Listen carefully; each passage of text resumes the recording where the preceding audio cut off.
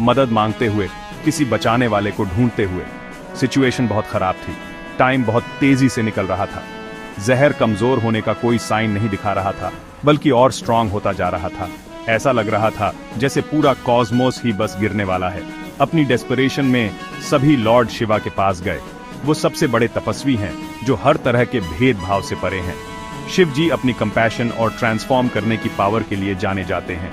उन्होंने शिव जी से विनती की कि वो यूनिवर्स को इस जानलेवा हलाहल से बचाएं।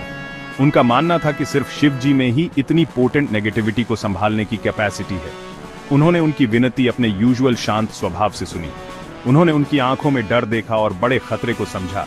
सभी जीवों के लिए दया से भरकर लॉर्ड शिवा ने एक बहुत बड़ा डिसीजन लिया। उन्होंने खुद हलाहल पीने का फैसला किया। ये बहुत बड़े बलिदान और हिम्मत का काम था। उन्होंने उस भयानक जहर को अपनी अंजुलि में इकट्ठा किया। बिना एक पल भी झिझके उन्होंने उसे पी लिया। उन्होंने ये किसी पर्सनल फायदे या नाम के लिए नहीं किया। उन्होंने ये कॉस्मोस और उसमें रहने वाले सभी जीवों को बचाने के लिए किया। इस काम ने क्रिएशन के लिए उनका बेपनाह प्यार दिखाया। ये एक सेल्फलेस काम था जो कॉस्मिक लेवल का था। लेकिन शिव जी ने जहर को अपने पेट में नीचे नहीं जाने दिया।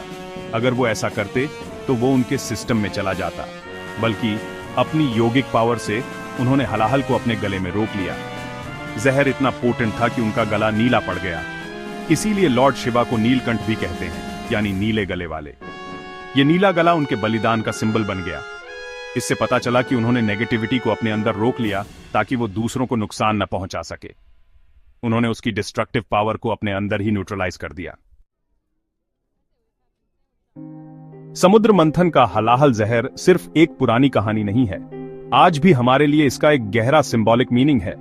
ये जहर दुनिया में मौजूद सारी नेगेटिविटी को दिखाता है। ये वो गुस्सा, नफरत, लालच और जलन है जो हम अपने आसपास देखते हैं। ये अज्ञान का जहर भी है जो हमारी समझ पर पर्दा डाल देता है। ये नेगेटिविटीज इंसान के मन से ही निकलती हैं। ये वो अंदरूनी पॉल्यूटेंट्स हैं जो हमारे समाज को खराब करती हैं। हम सबके अंदर थोड़ा बहुत हलाहल होता है, अलग अलग फॉर्म्स में। इस अंदरूनी जहर का एक सबसे पोटेंट फॉर्म है डिस्क्रिमिनेशन। डिस्क्रिमिनेशन का मतलब है लोगों के साथ नाइंसाफी करना। ये उनकी जाति, पंथ, धर्म, जेंडर या रंग के आधार पर होता है। ये भेदभाव का जहर बंटवारा और कॉन्फ्लिक्ट पैदा करता है। इससे अनगिनत दिलों में गुस्सा और दर्द पैदा होता है। जब हम डिस्क्रिमिनेट करते हैं तो हम सभी जीवों की एकता को नकारते हैं। हम भूल जाते हैं कि एक ही लाइफ एनर्जी सब में जान डालती है। ये जिंदगी की एक बुनियादी गलतफहमी है। ये मन की एक गहरी बीमारी है। ये डिस्क्रिमिनेशन का जहर अगर इसे एड्रेस न किया जाए तो जंगल की आग की तरह फैलता है। ये परिवारों, कम्युनिटीज और पूरे देशों को कंटेमिनेट कर देता है।